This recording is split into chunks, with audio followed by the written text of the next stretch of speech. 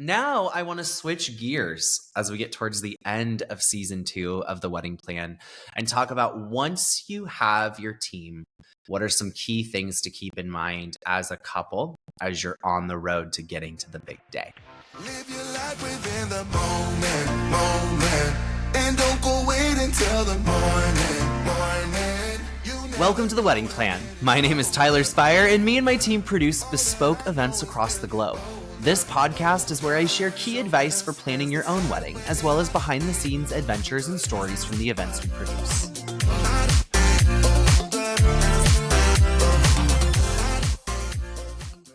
Hey friends, we have been on a journey this season, starting with being newly engaged, talking about booking the vendors. These past few episodes, we've been talking about design and design vendors.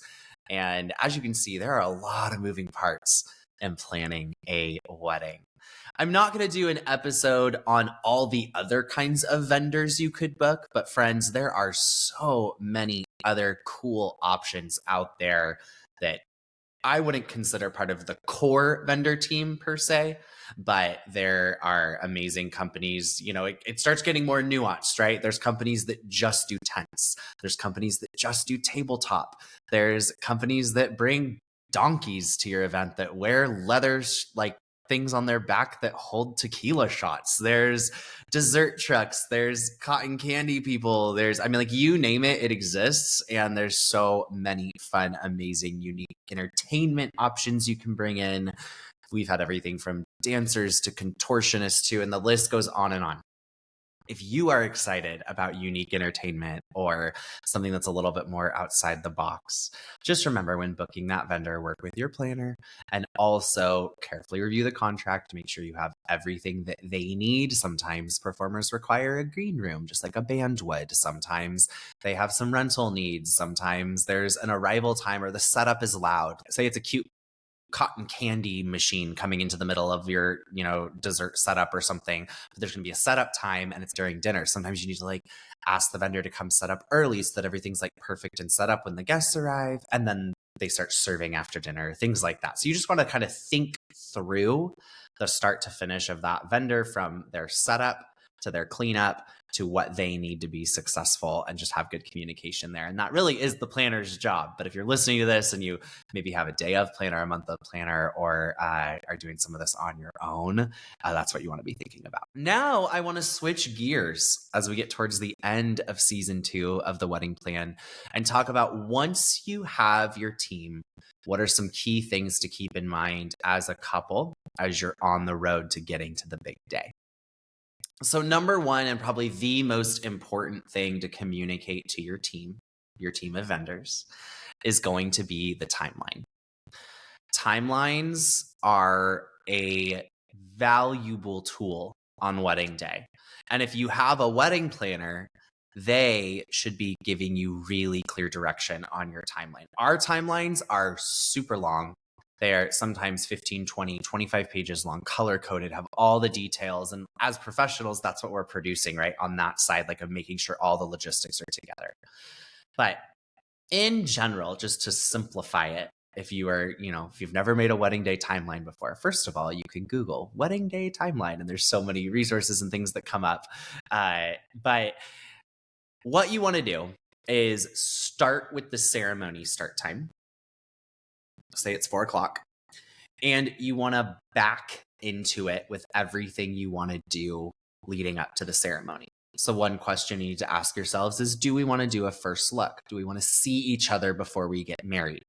The pros of doing a first look is you get to take those photos ahead of time. You have a little bit more time for photos. It's a little bit more private of a moment.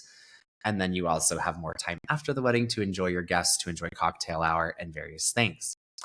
If you decide you don't want to do a first look, it is a little more traditional. You get to see each other for the first time as you're coming down the aisle. There's kind of that romantic moment.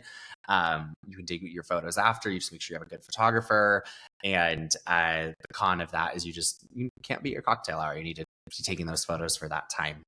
But so you decide if you want to do a first look. You decide, is there transportation? It really is just basic math, guys. You back it in. What if the ceremony's at 4, you want to be in the bridal suite on site, ready to go by 3:30, which means that maybe you wanted to end with your family photos. So maybe you did some immediate family photos from 3 to 3:30. Maybe you did bridal party photos from 2:30 to 3. Maybe your first look then was from 2 to 2:30, which means you needed to be dressed and ready by 1:30. So your dress was going on at 1, which means you need to be done with hair and makeup by like 12:30, and you just kind of back your way down for all the things that you want to do. And then you do the same thing for the reception. You go to the very end time and write that down. So say it's midnight or 10 p.m. or whatever it is. And then I go back to the ceremony start time. I say my ceremony's 30 minutes, 40 minutes, whatever, put that in. Cocktail hours then 1 hour. We recommend that cocktail hour is only 1 hour, unless you're doing like really amazing over the top canapes or big appetizer stations or have entertainment or reasons to make it longer. But usually we say about 1 hour, and then you go into dinner.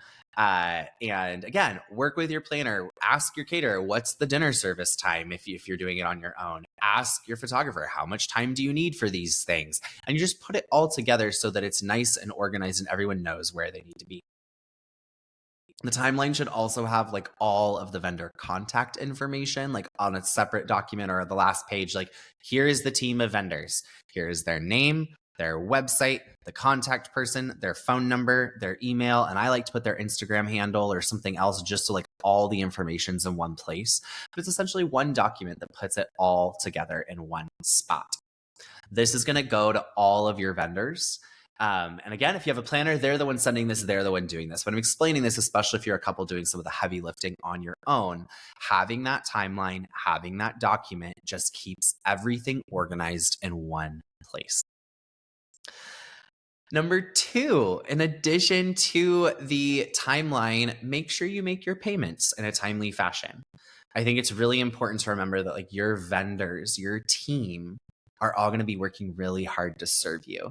And they all have different deadlines and due dates. And again, as a planner, we're plugging all this into a budget and recording all the dates. But if you are doing some of the heavy lifting on your own when it comes to payments and stuff like that, when you sign a contract with a vendor, read when the due date is, go straight to your calendar and put when it's due.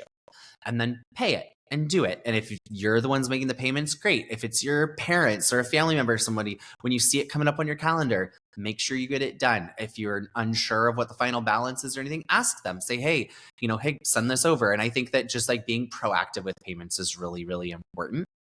I think it's respectful. And I think it also allows you to get things done before the big day so that you can just relax and enjoy the week leading up, the weekend of, things like that. Number 3 is the seating chart. So your invitations go out, all your RSVPs start coming in. I have a few tips around the seating chart. One is don't really start it until you know who's coming. I think a common mistake I see couples make is they get excited and they're like, well, I'm sure they're coming and I'm sure they're coming. And they kind of do a draft of their seating chart. And then someone RSVPs no, and it like messes up the whole draft.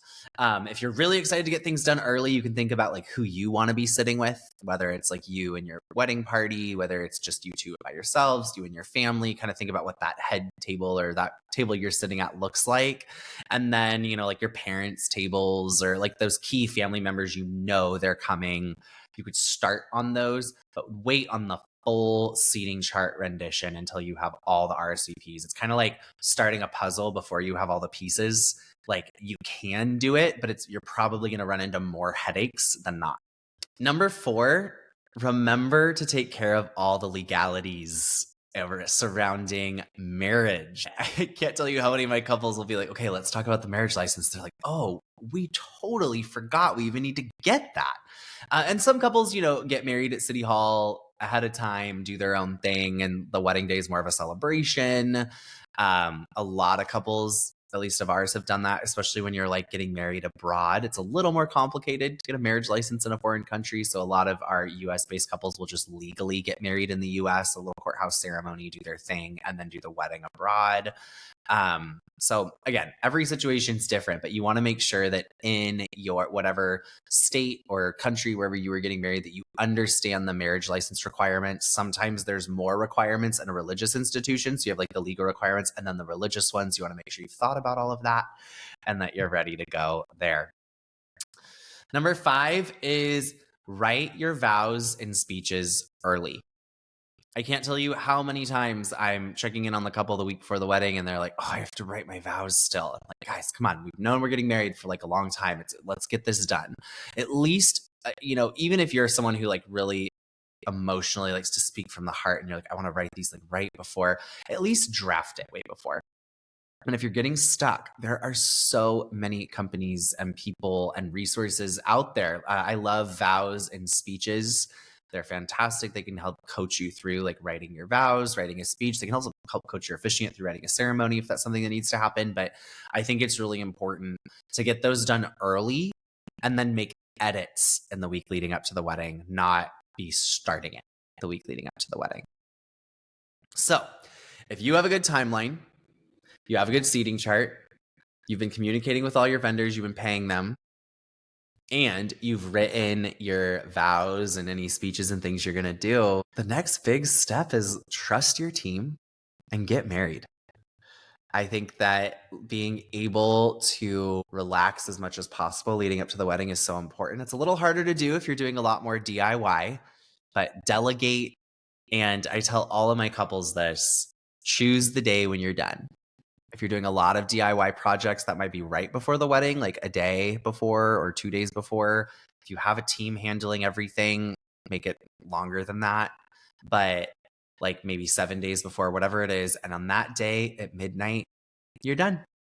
If you were going to make this DIY thing and you didn't get to it by that day at midnight, it's over. Don't stay up all night the night before your wedding doing it. Don't worry. Either delegate it to someone else or don't do it. And I just think that that's such an important thing. I can't tell you how many couples of mine have made the mistake of being like, I stayed up half the night, like, writing my vows, or I stayed up half the night. Like, I just really wanted these like extra little cards for the guest book or something. So I just decided to get with my friends and do it. And it's like, that's just setting yourself up to be tired. It's setting yourself up to start the day feeling drained. And like, that's the last thing we want. We just want to be present.